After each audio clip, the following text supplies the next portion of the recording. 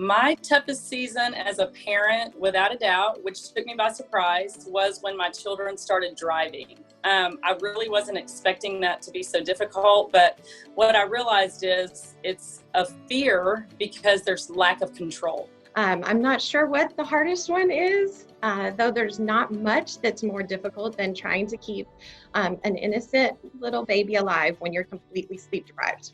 I think my toughest season of being a mother has honestly been having multiple children. Since I was an only child or am an only child, I'm very used to handling one thing at a time. And so managing multiple children, multiple needs at a time, along with everything else. Our daughter was born with severe congenital heart disease that required open heart surgery at 2 months and a year. And we were just in and out of the hospital so much during her first few years of life. And during that time, I definitely questioned God. I was mad at God, even doubted God at times. And looking back, I see that I feel like God was there with me. And someone told me during that season of life, and I've never forgotten it, that God has already written the story of all of my children's lives. And I don't get to write it. I just get to be a part of it. And that really brought me a lot of comfort and peace during that season. There's never, ever been anything in the world that has been as important to me as my kids.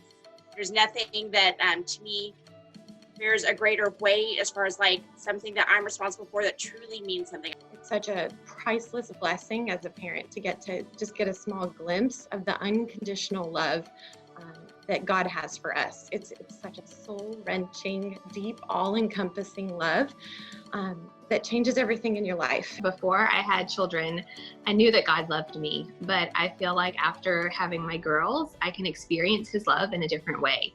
So my advice would be to think outside of the box and finding ways to spend quality time with the Lord. It may not look like you imagine it.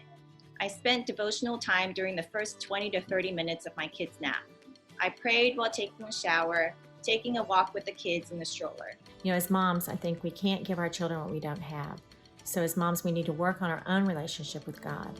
I believe the way we live our life is the most important example that we can impact, the way we can impact our children. And seeing our faith and dependence on God has such a great impact on them. Reach out, talk to people, find out what works best. You will get through this, no matter how difficult it is.